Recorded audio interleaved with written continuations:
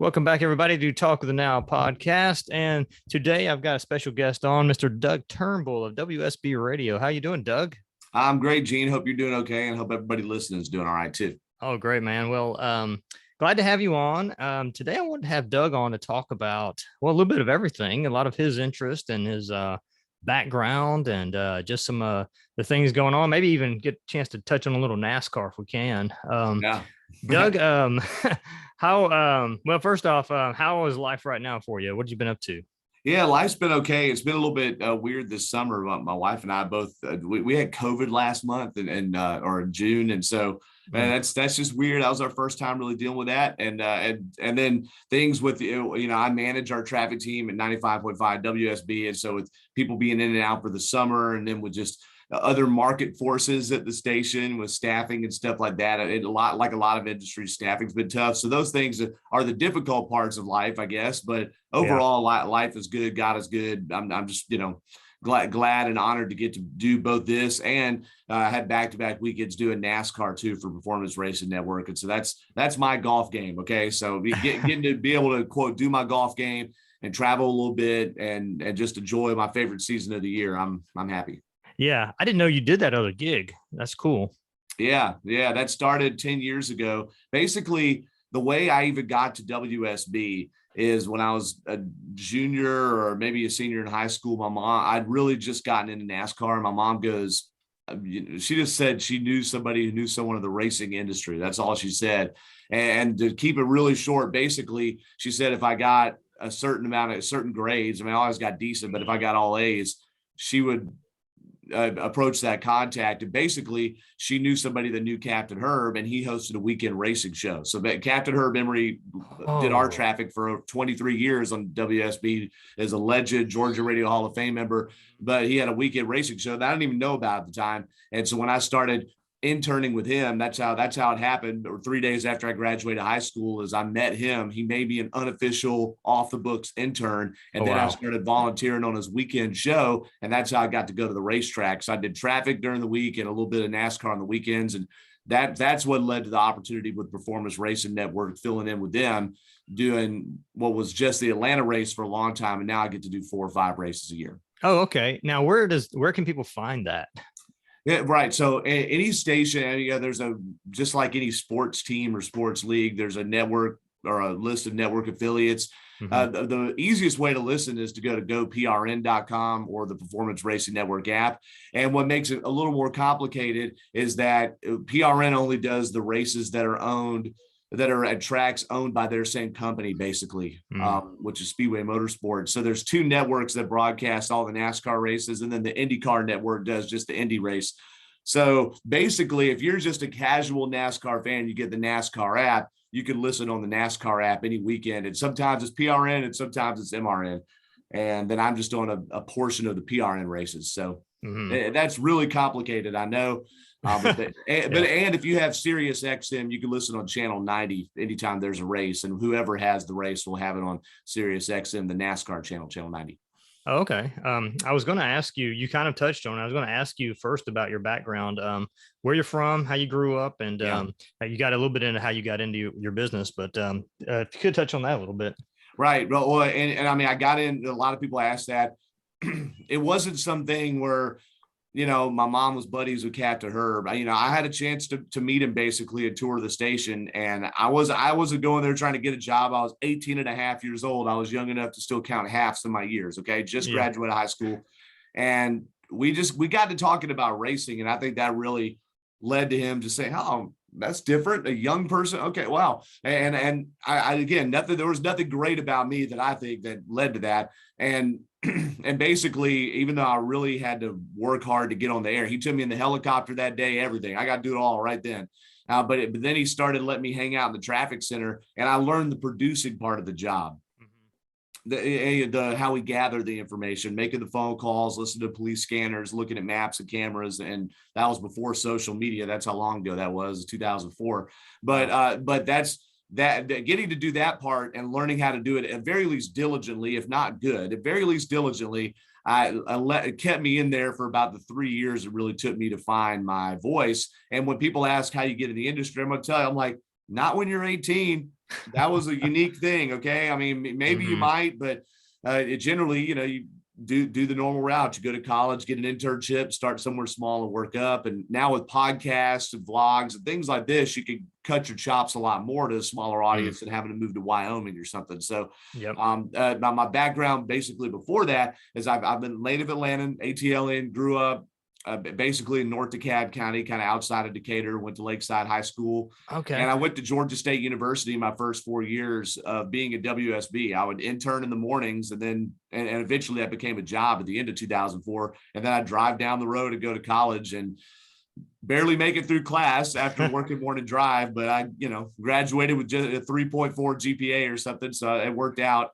And I've been here ever since. So I love Atlanta, love the city, and love getting to serve it. Oh, very nice. Yeah, I'm in a native Atlanta as well, so we're kind of a rare breed, I guess. Yeah. I went to Georgia Southern and graduated. I've been kind of in the insurance business most of my post career life, but I grew up with a lot of the names you mentioned there. I guess we could talk about Captain Herb. You mentioned Yeah. him. I think a lot of people, especially if they're new to Atlanta, which we know is like thousands of people every day. Yeah. Tell us about Captain Herb. Oh gosh, well, he was amazing. First off, he's somebody that grew into another father figure like me. In fact, you probably can't see it here, but I've got the cartoon that Mike Lukovich drew on my shirt right here, the Captain Herb after he died. So I know that was weird to do, kind of awkward to do that, but I wore that on purpose because I like to wear a Captain Herb shirt. Like when I do a race and stuff like that, or do some big stuff just to kind of make homage to him. But basically, Captain Herb was somebody who, much like a lot of radio people, and I didn't grow up a person obsessed with radio. I did like broadcasting, but he grew up and started sweeping the floors at a radio station while his dad bowled next door. And when he was 15 years old, and Brevard or Asheville, North Carolina, and basically eventually moved down here in the 1970s. I didn't know until I've been working with him for several years that he was really renowned on the news side. I thought he was just a traffic reporter and then a disc jockey before that. I didn't know about his news career. Yeah, me neither. And he's won all sorts of the Green Lampshade Awards and AP Awards and local awards. And he had a whole tub of them just in his basement. They weren't hanging up. Huh. They were just in his basement, in a tub. And I'm like, what? And so because he was a bulldog of a reporter, and I mean, I think he got, arrested at a courthouse one time because they were trying to stop or something, or apprehended or whatever because he wasn't supposed to record something. Like, that's who he was. And he took that same tenacity into traffic. So he did traffic in the days when music FM stations had traffic helicopters. He worked for Quixie, which actually was an AM station, AM 790, before it became the Zone, and then became the Korean pop station or whatever it is now. And so he worked there and for that station up until right before it became Star 94, I think.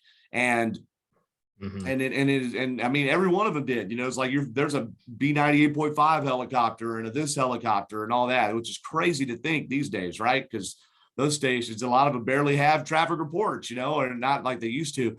And in 1991, he got recruited to come over to WSB right as they were building up Atlanta's morning news, which debuted kind of during the Gulf War. Scott Slade, who used to be our helicopter traffic reporter and now is multi-Marconi award-winning Scott Slade, but he built out Atlanta's morning news, and they made that show, and of course Slade still hosts it. And around 1991 and 93 is when you had the Clark Howards, the Neil Bortzes, and several of the big news names that you've heard over the years, Bob Cox, Marcy Williams, come over to WSB. And Herb was a big part of that. He was supposed to be Colonel Herb, but whichever host it was couldn't pronounce it. And so he became Captain Herb. He's not a police officer, not an Army captain. He's just a name because they used to have officers in the helicopters in days of yore. And he did this, and he did this job like a bulldog, man. He gnawed on the bone until he broke through. I mean, that's how he did it. That's how he taught us to do it. I wish more of the people on our team now had worked for him and understood that, because I think they think I'm crazy when I insist on some things or am passionate about some things. But the Herb was still ripping and roaring at 61 years old. They opened up what came after his death, the Captain Herb interchange, the two flyover bridges, and the 85-400 interchange on his birthday in 2014. And then 10 days later, he's out in front of his house. He's an honorary police officer. He's a big time community servant he did 83 events the last year he was alive of community service. and there was a crash in front of his house. And he and his police officer buddy, who was helping him in the yard, ran out. They pulled the youngsters out of the car. I think it was teenagers. And then they started directing traffic. Okay, so honorary police officer, community servant, traffic reporter. He's directing traffic after a car crash, and he drops dead of a heart attack. Wow. How old was he? That 61. He's just turned 61 years old. His wife, Karen, who I'm still very close with, had just retired. And of course, that was just, I mean, I get sadder now almost thinking about it. Then I was in shock, but it was absolutely a tragedy. But out of that, and I know I'm giving you a long answer, but I'd rather talk more about him than me. That's all good. After that, the groundswell of support we got from people, the stories that I learned about Herb that I didn't know, him doing 83 events in a year, which I knew he did a lot, didn't know he did 83. It inspired a lot of good. And it certainly helped me. And of course, it led to me becoming the manager of our traffic team. It led to both myself and Smiling Mark McKay splitting up our WSB Skycopter duties. He took morning drive because I wanted to be in there in the afternoons because we had a younger crew then and be able to coach them more. And that's basically the story of Herb there. He did his racing show on the weekends, which for most of that time was called the Allen Vigil Ford 120. And 120 minutes was the show. 120, made it sound like a race name. And that we had so much fun doing that. And that went off the air in 2011. But that definitely helped get me in the NASCAR industry too. Was that 2014 when he died? Yep. Sorry if I didn't say it was. Yeah, I thought you did, but I was trying to remember that we. So it's already been 8 years, and I didn't mean to interrupt, but I just want to say it's been 8 years. So if you're from Atlanta, you're hearing this, or maybe you're not from Atlanta and you've moved here since then. I know that name is like, you're like, who are you talking about? Some guy named Herb, but I'm telling you, this dude was the man, and he's someone that a lot of us aim to be. Yeah, no, I appreciate it because unfortunately, I can't interview Captain Herb. And to me, having you on here talking about him is about as close as we get to being able to get a, interview with Captain Herb, because people didn't do podcasts as much back then. I doubt he has much floating out there for a person. And now there's some stuff on YouTube. Yeah. There is, if you go search there's some cool clips of him. Okay. Just things from the radio. I've got a buddy named Keith who, but because of some different limitations he has, couldn't get in the radio industry, and he'll call me once a week and tell me about all the old radio stations he can listen to on YouTube, and he tells me about all the old Herb clips that are on there. But the cool thing about Herb is he didn't get forced to have a Midwestern accent. Yeah, he played right into where he was from. He's from the South, all right. So I mean, his middle name's Lee, all right. So, but basically, I mean, he had that draw, and it's just like, good morning and good driving out there. I got the bluebird of happiness riding on my shoulder, and that kind of folksy stuff. They don't teach you that in broadcasting school. And he went to a broadcasting school, and back in the days when you had to have a radio license, he had one, but he did it his way. And he proved himself by how hard he worked and how much he cared. So he didn't get forced by some consultant to, practice his Midwest diction, as Veronica Corningstone said. Right. But I remember because we're driving through traffic to my insurance office and everything back in the day, listening to y'all. I'd hear him constantly on the radio. And the thing that always stuck out to me was Smiling Mark McKay, because he would just be going, Smiling Mark McKay. Always had kind of a way of singing. Yeah. Yeah, for me, it was like, he's a Smiling Mark McKay, and Fireball Turnbull. He'd always kind of do that.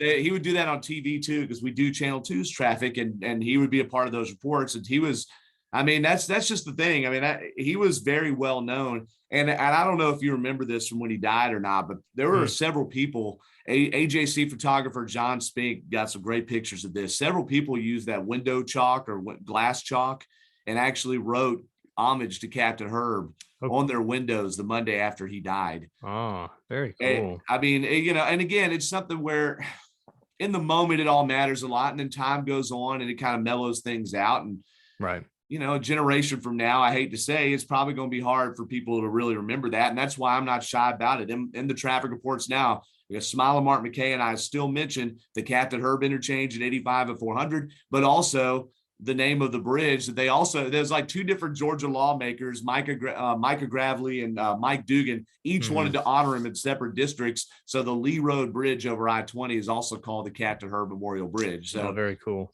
Yeah. it's kind of cool. We always try to mention those, so we remember him. Another thing that you didn't mention that I think was really cool, and I wish somebody would maybe take the reins. They won't ever do it as well, but a lot of people don't know unless you're like a really Atlanta person and into WSB that he used to play Santa Claus every year. I knew that was coming. Yeah. Dude, honestly, I would love to do that. I think that would be great. Not because of me. I just think, so what I have a tradition now every Christmas Eve. So what we did the year he died, 2014, we took the 2013 episode and we did some wraparounds or voicers with different members of the traffic team, myself and Smiling Mark, Ashley Frasca, and Kim McCarthy, who used to be on our team. And we did it so because we had a whole campaign that year basically of trying to over image the main people on the team so the listeners could get used to it being us instead of him, which is, and that sounds morbid, but you have to do that to move on. And but I wanted at least 1 year to have that tradition live. So we played the old show and then encourage parents to have their kids leave a memo on our open mic app. The open mic was a new feature on the WSB radio app at the time, and it still is there. But and we got a couple of them. And so what I do, we don't play it every year anymore. So what I do at home when my wife and Momo and I are setting up for Christmas Eve, or if she's already fallen asleep on Christmas Eve or something, is I'll play it and listen back to it. I'll either have it playing over the speakers in the house or my earbuds. Once a year, just it's kind of like how there's once a year you watch a certain Christmas special. That's my Christmas special. Yeah. That was cool. I always listened to it even before. I have 3 small kids now, so they couldn't listen to that. Right, they weren't born. Yeah, it was always fun to go and just listen to it, even back when I was just a single guy, just because it kind of brought you back to the old days of Christmas spirit. That was old school radio, the theater of the mind, the drama of radio. And WSB does a good job at Christmas time of playing the Mannheim Steamroller stuff and, having things that really capture the emotion and you'd want to have on in the background at a family gathering or something. But Herb's thing, and for those that don't know, and he would call in, he'd usually be at his mom's house. He would call in and take kids' Christmas wish lists and then ask them at the end to sing them a Christmas carol or something. And he would have another guy, a production guy named Harry Schuster, who would come on and he would be Buzzy the Elf. And so he would speak in this real squeaky tone. Karen, his wife, Herb's wife, would be Mrs. Claus, and she'd kind of set up the thing and then bring Herb on. And then Herb would sit there and, be like, okay, now what would you like for, and then at the end he'd read "'Twas the Night Before Christmas." Wow. So it was cool. So, okay, well, you touched a little bit on getting into broadcasting, and I know a lot of people probably found this and were curious about that sort of thing. What does being a traffic guy and getting up in the helicopter and everything, what does a typical week look like for you? All right. So my on-air shift, thanks for asking. My on-air shift is from 2:30 to 7 every day. And I actually start standing right here where I'm sitting, basically. I call this the Captain Herb Ballroom, but it's my home studio. I live just a couple of blocks away from DeKalb Peachtree Airport where our Skycopter is. And Smiling Mark McKay only lives down Peachtree and Buckhead from the Skycopter. So he and I could be on the move pretty quickly if there's a weather delay and we need to scramble to get to the airport or, something happens. So that's fortunate. And basically right after 4 p.m., I run downstairs, hop in the car, drive a couple blocks to the airport. So I start at home on this mic. I get in the car on my 2-way. And then at 4:35, after that traffic report, I go load up in the helicopter. And then we do traffic every 6 minutes from 4 to 7. The helicopter lands at 6:30 though. So 6:30, it's back in the car. I do 2 reports, and then I'm actually back up here on the mic for the last 2 reports. So it's like home, car, helicopter, car, home, all in 4.5 hours. And you may be saying, okay, well, that's 4.5 hour day. Wow, you got away good there, didn't you? But I do manage our team also, and we have a 24/7 traffic center to fuel our Triple Team Traffic Alerts app, where we can record reports about your ride. And they will play automatically if you drive near them. That's the biggest feature of it. And we send push alerts and stuff. So it's a 24/7 operation. And I manage that team and schedule and do personnel stuff and all that. So, that takes up other parts of the day, obviously. Yeah. And then I also write the AJC Gridlock Guy column. That's rolled into my job responsibilities. No longer as Cox Media Group, part of Cox Enterprises. That went, that changed a couple of years ago, but we still have a partnership with the AJC, which is still owned by Cox Enterprises. And part of that is me getting to do that column, which I really enjoy. And that's a whole different type of engagement and answering emails and, people ticked off at you and, all that stuff. I don't really get that for just doing traffic. And then I also host my 5 to Go racing podcast, which is on WSBradio.com and GoPRN.com. And that's where I get with Dan Elliott, who's Bill Elliott's brother, and then also a college student named Devin Kupka, and sometimes our talk host, Eric Von Hessler. And we get on and just chop it up about racing issues. So I record that during the week. And last thing, and I do the WSB Traffic podcast, which Smiling and I used to do about once a month. We haven't done it in a few months now. We need to get back to it. But all of those things take up a lot of time or take up the time during the rest of the day that I'm not on the air. Right. Mark Arum, he transitioned from doing traffic with TV and radio over to his own show. Did someone take his place, or did y'all just sort of fill in the gaps when he left? Right. Well, good question. So Mark, almost ever since he walked in the door at WSB, wanted to be some kind of talk host at some point, and had at least a weekend show or something from like 2001 or, all the way through. He used to do a lot of when we had the Braves, he used to do the Braves pre and post game shows and work morning drive, which is crazy. And then basically in 2014, I think it was around the time Herb died. It was a similar time. Maybe just after, he was offered a 10 to midnight slot on WSB to have a weekday, everyday talk show, which was then called the Mark Arum Show. Now it's Atlanta's News and Talk with Mark Arum. And he would do that 10 to midnight, take a nap, and then do traffic 4:30 to 9 every morning on Channel 2 and on WSB Radio. And he'd feed the reports of B98.5 and 97.1 The River. Okay. That's a workhorse. And that really, it caught, honestly, that took a toll on him in a lot of ways. But that's the price you pay. People joke about it now. Oh man, what a cookie gig, and they like to get at him, all that stuff. But he busted his butt to be able to graduate into the opportunity of finally saying goodbye to the traffic piece, definitely, which was almost exactly a year ago. It was back in August, I believe, of last year. Right. Finally getting to completely put that behind him and just focus on radio. And that's because the gears moved to be able to move his talk show up to 4 to 7 p.m. After Rush Limbaugh died in early 2021, that opened the opportunity to be able to move Eric Erickson's show up and have Mark Arum on in prime slot. It wasn't worth stepping away from TV and radio traffic to still be on only 6 to 8 p.m. or 7 to 10. His show kept moving up, just like Eric Erickson's did. It was 7 to 10 and eventually became a midday show. Arum's did the same thing. And now Word on the Street's done the same thing, which was a 10 to midnight show or 9 to midnight show, and now is moved up. So we're thankful for all the talent being able to form up. And now it's kind of a question is who's next and who fills in for them, because a lot of people have gotten promoted as there's been turnover over the years.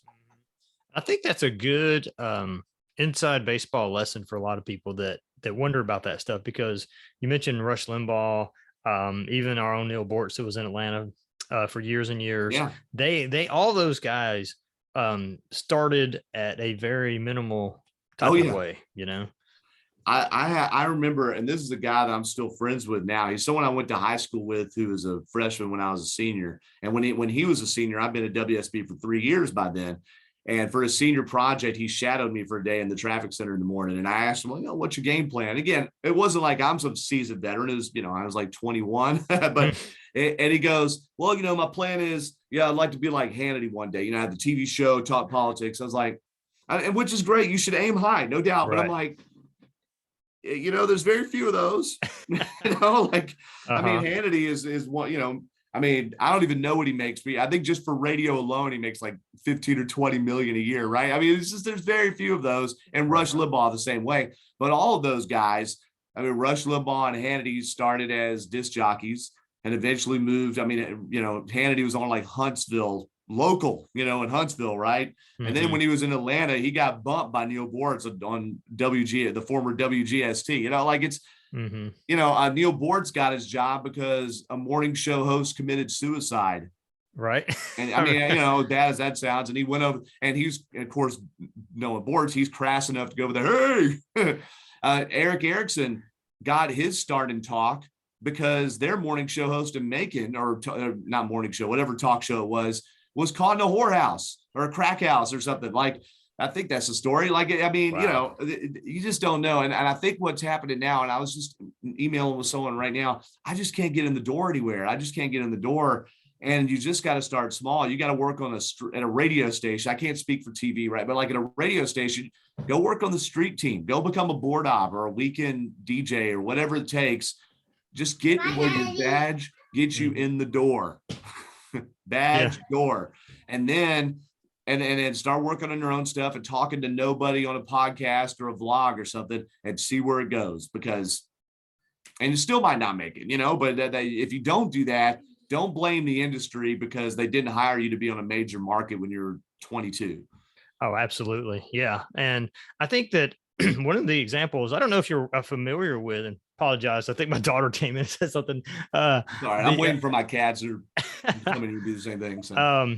Ken Coleman is a guy that came through Atlanta for a while, and he is now with Dave Ramsey up in Nashville. Okay. And he is a great example of a guy that started out in his 30s wanting to get into broadcasting. And he always talks about, he has a show called the Ken Coleman Show. Anybody want to check him out? And he basically decided that he wanted to go into broadcasting. He went to one of those 2-month-long broadcasting schools, and he ended up getting into like doing internet broadcasting, and he got his own little internet broadcasting show for a while, and then he ended up working in Gainesville, I think, for one of those. Got on a show and maybe even had his own weekend deal, like a WDUN or something. That's the news talk station there. Yeah. And it eventually took off, and he got his own hour-long show, and it kept building and building. And soon enough, or not soon enough, but after about 2 years, I think he got a call from Dave Ramsey, and he got to go up to Dave Ramsey and work there for about 3 years. But it took him still 3 years to get his own type of radio show or new, it's unbelievable. And I mean, at WSB, like I was fortunate that somebody just up and quit, and there was a spot on the payroll, and I'd worked hard, and they talked him into hiring. Captain Herb really bit their arms and hiring a 19-year-old. And because of where the position was needed, I was working in morning drive on Atlanta's Morning News, and I think at that time we weren't quite a top 10 market, but a huge market, huge radio station. It's not how it's supposed to go. Right. But I was frustrated even with my own progress then, and that's the thing about it. That's the human condition.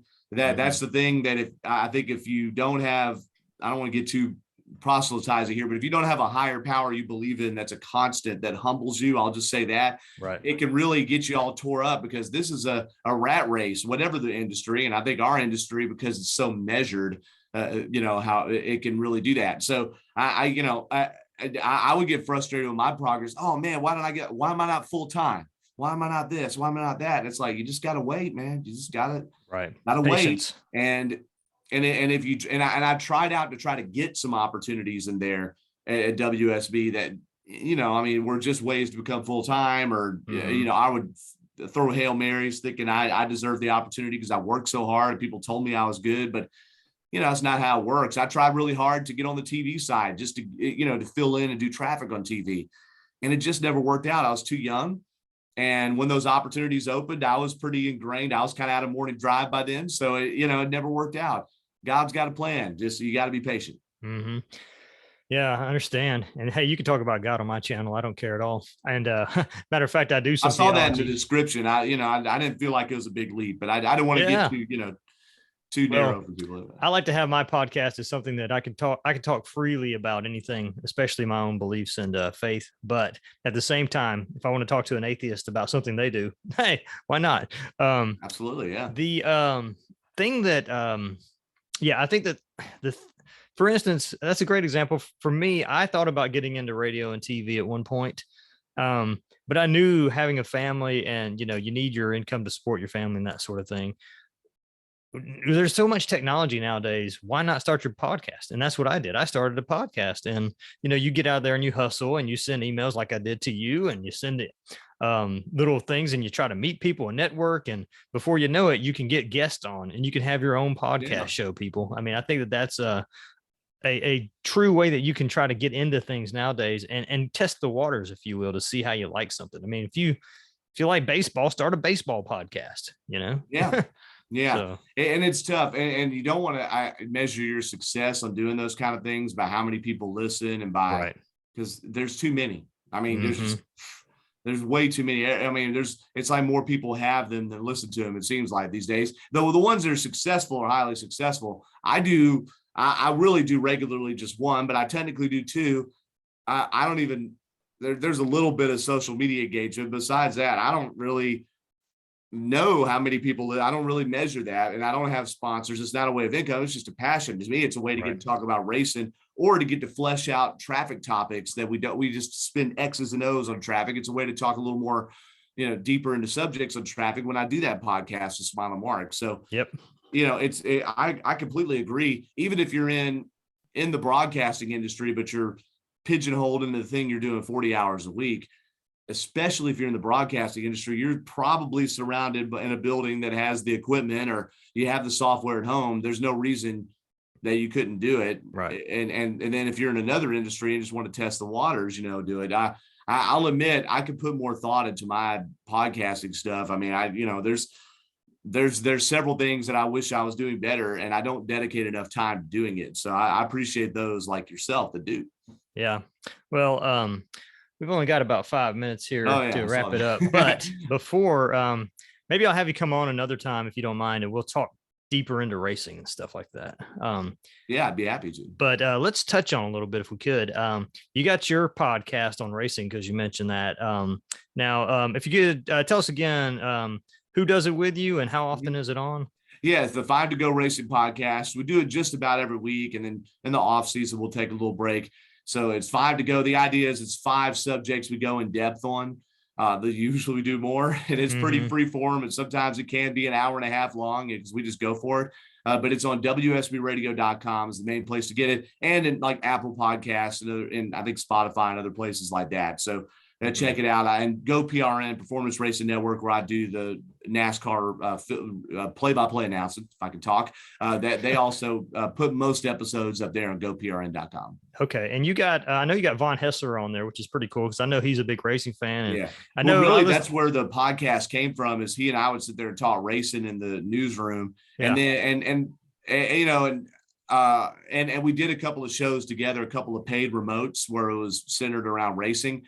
And that's where finally 2017, I'm like, okay, let's just do this, man. And it's been tough though, because his duties have expanded on the Von Hessler doctrine. And he knows we're not talking to as wide an audience as that. And he said for this year, he really just needs to be involved in an emeritus role. So we keep his name on the banner, and we want to have him on a few times in the season to talk things. But there's a college student who's also trying to get his foot in the door named Devin Kupka, who's passionate about racing. Okay. And he's taken that position on the podcast most of the time. And then Dan Elliott, who is Chase Elliott's uncle, who's the current Sprint Cup Cup Series, not Sprint Cup Series, but Cup Series driver and a champion. Chase Elliott grew up in Georgia, and who I've known since he was 13. It's his uncle, Dan, who I know through Herb. I know through Captain Herb, and I've known him almost since I started at radio. And Dan used to work for Bill Elliott's racing teams and do the transmissions, and is still working on transmissions, doing things. So he has a lot of insight in the industry. Oh yeah. And Dan used to run what's now closed, but Gresham Motorsports Park up in Jefferson used to be called Peach State Speedway. So he ran that when it reopened in 2009, and it closed down again in 2014. So, so Dan's got a lot of insight, and we really do have fun on there. And it's, again, not super formal. Yeah, we sometimes will throw some rocks and, go. It's unfiltered, I guess, the best way to put it. Yeah. Unfiltered without being rated R. So, yeah. Well, Dan, that's cool that you got Dan on there. And I've listened to probably 3 or 4 of them. Excuse me. And I like that you have somebody there that's got the pedigree that can tell you exactly what's going on in the minds and hearts of these drivers and pit crews and everything. Yeah, I think that's really important. And he's a real out of the box thinker. And Devin's a real wonk on the stats, and he's a Gen Z new follower of NASCAR. Whereas I followed the sport now for about 20 years. I'm 36 years old. So I followed it since I was a high schooler, and I do get to do some things on the inside and do some things that the average fan wouldn't. So that it's different perspectives. I call Devin a fanalist. I called, Dan the master maker of speed because he works on transmissions there. And that, that's sort of our little shtick that we go with. Yeah. Yeah. Oh boy, I would call myself a good casual fan of NASCAR and racing motorsports in general. I grew up here in Atlanta, so obviously you're a casual fan watching and hearing about Bill Elliott as I was growing up in the 80s and stuff. And then getting a little bit more in the 90s, which I don't know if you would agree, but would the late 90s ish with Dale Earnhardt Sr., was that sort of not the peak, but sort of one of the high points of NASCAR? And NASCAR exploded in the late 80s and through the 90s, but where it Yeah. really just went to outer space was the early 2000s when Dale Earnhardt died and his son Dale Earnhardt Jr. emerged as the most popular driver. The money into the sport, there was a new TV deal, and and that was right when I started watching literally the 2001 Daytona 500 where Earnhardt died. That was my Oh, first wow. race paying attention. And there's Dang. maximum drama because Earnhardt's two cars he owned were up front. Michael Waltrip, who never won a race before, wins the 500. Earnhardt's battling in third, trying to defend position and crashes and dies ultimately, Wow. which is terrible. And it's just all these things together. The race was on Fox every week for the first half of the season, and then NBC and TNT. And I'm like, and they were breaking down the sport, and I'm like, wow, and I was a high school freshman. I'm like, this is amazing. Wow. Yeah. So I got hooked, and a lot of people did. And then as the sport changed and they introduced playoffs and some other things, it turned off some old school fans, and then the new school fans moved on to whatever the next fad was. And so lately NASCAR has been digging itself out of the grave a little, not the grave, but it's been digging itself out of that hole a little bit, and has had some rebound in both ratings and attendance. But the expectation is not to return to the early 2000s. It's to do what you're good at and really engage with your fans. That's good. You pretty much answered my last question, because don't worry, folks, we're going to come back for you NASCAR fans. My usual co-host is a guy named Jason. He doesn't like NASCAR. He's an F1 fan. He's That's okay.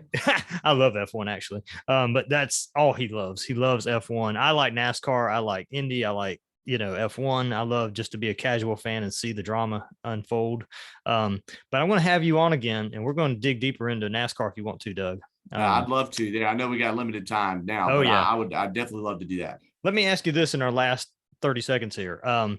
Where is NASCAR going? If you could put that in about 30 seconds. It's going a lot of different places. They just announced yesterday, as we record this yesterday, a Chicago street race. It'll be July 4th weekend for a 3-year deal starting next year. They did the Busch Clash inside the LA Coliseum on a temporary track. Look for more things, more bold moves like that. It's not going to stay at the same places. They're really trying to expand and figure out what works. Okay. All right, Doug. Well, thanks for coming on, man. Really appreciate it. This has been great. Hey, thanks for having me. It's an honor. All right, man. Well, thanks everybody for joining us, and we will talk to you next time.